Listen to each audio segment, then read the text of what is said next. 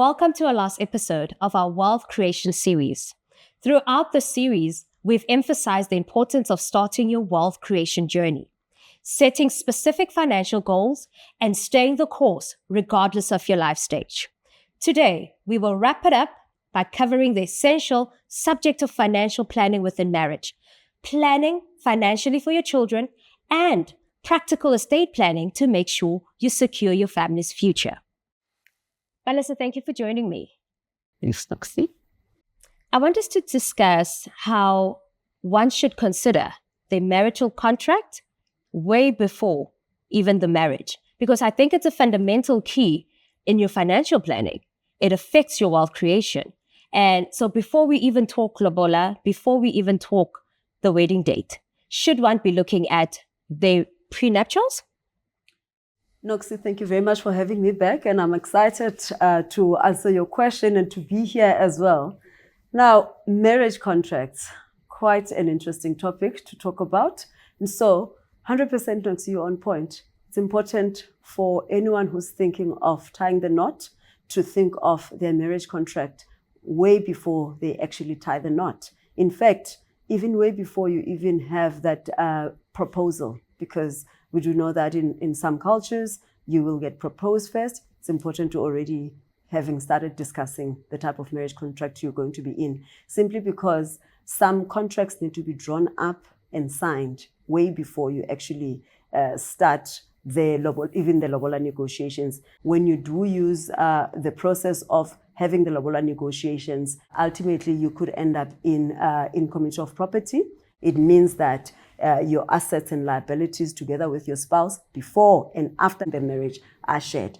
And so if you are already at that space and you haven't signed the contract, it means that you are automatically in community of property. It has implications when it comes to debts. It has implications when it comes to the type of products that you'll be taking and what it means if you had to separate. Debt becomes a big issue for many people, because then when you want to start a business and you want to go and borrow money to start the business, it means that your spouse that you are married in community of property with is also liable with you. How do you continue to build that wealth that you had started building already? So very, very important. I did not even get into the different types of marriage contracts, being the antenuptial contract that I briefly mentioned, which ensures that the two parties, anything that you've had before, you keep it, and everything that you acquire together, that's what will be looked at when you actually are having to share. And remember also, Noxie, when it comes to sharing, it's not just at divorce, it's also at death as well. So your type of prenups actually does affect your whole wealth creation and inevitably that intergenerational wealth that you're trying to pass over. 100%. What's your take on estate planning in the wealth creation journey, and what are the practical things to consider for estate planning? Okay. So this topic actually ties very well with the first conversation we were having about marriage contracts.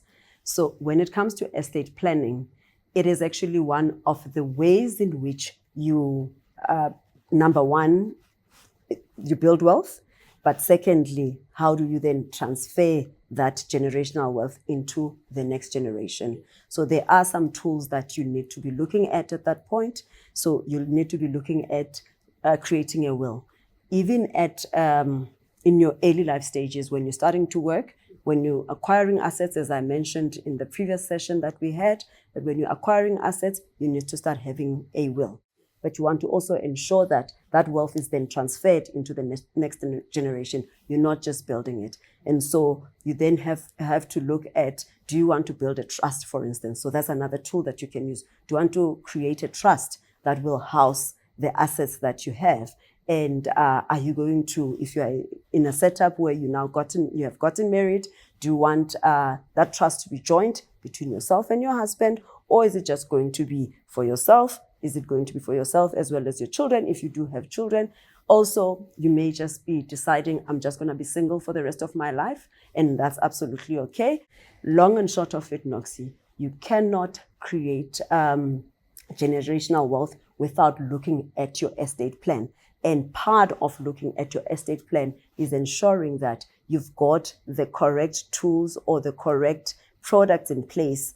And in the products that you've taken, you need to ensure that they cover pretty much everything. One of the important ones that I haven't even mentioned is a life cover. So when you are creating your estate plan, you will find that there are taxes that your estate will need to pay upon your passing. And so each and every product that you are busy taking within your investment objectives or your investment strategies, you need to have that at the back of your mind, that those products, those investment products that you are taking, they are talking to your estate plan. Because if you've got a life cover, you then can be able to nominate your estate in order for your estate to pay those estate fees that your estate will be liable for. So liquidity sounds like it's a key thing as well when it comes to estate planning.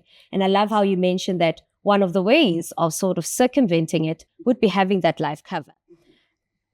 Just on that topic as well of estate planning, how does one also cater for their kids by making sure that their beneficiary nomination is clear, making sure that they keep their details up to date, so that I suppose incorporate that estate planning part? Let's quickly touch base on the toolkit. If you remember when we were talking about the toolkit, I said one of the tools there in the kit is that, you've got your investment objectives, or your investment strategy must be constantly reviewed. So when we take kids into account and we want to go and buy certain financial products, could be again a unit trust and an endowment that we spoke about earlier.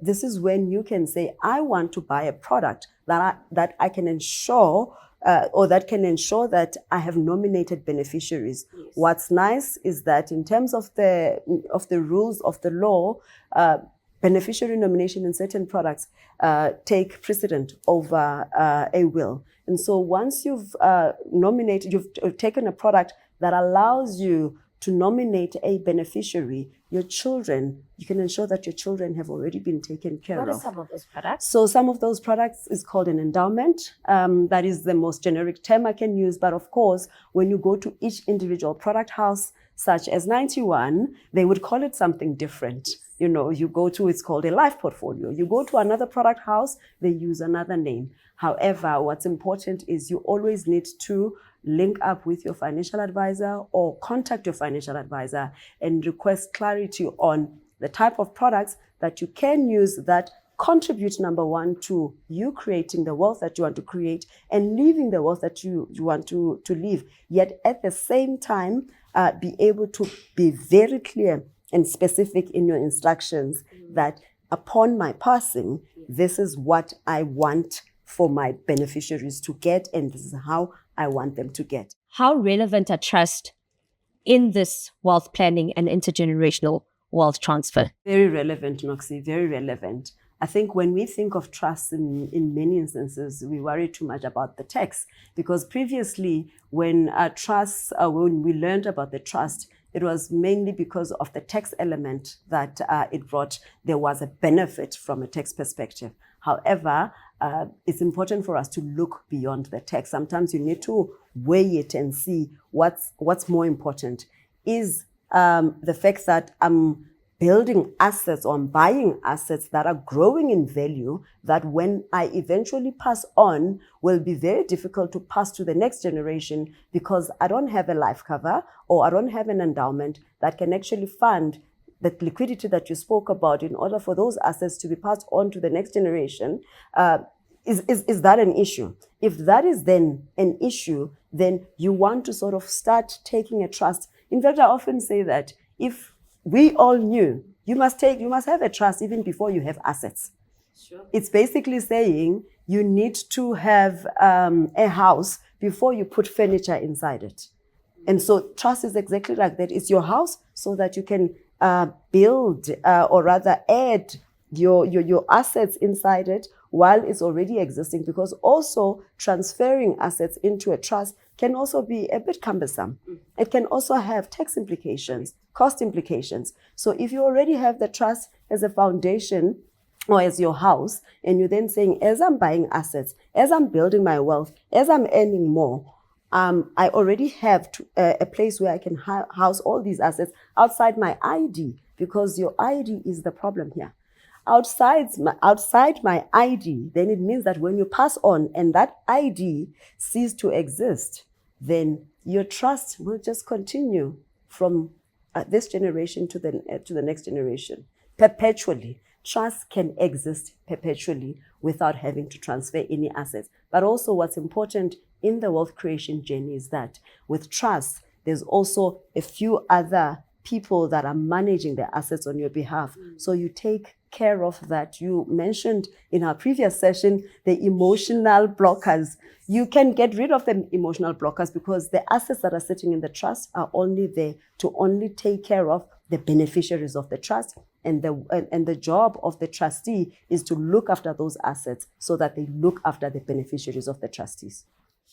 That is powerful. I love how a trust never dies. Even when your ID goes, but the trust will continue as that intergenerational wealth and financial planning that you have taken a journey to create and now is able to continue for generations and generations.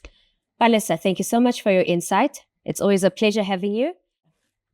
As we wrap up, we have explored essential strategies of building your personal and intergenerational wealth, from setting financial goals, maintaining a resilient emergency fund, taking on higher risk where required, right up to effective estate planning. With the right knowledge and tools, you can confidently navigate your financial journey. It is up to you to secure your family's future and build a lasting legacy. Engaging actively with your financial picture brings benefit that extend beyond money.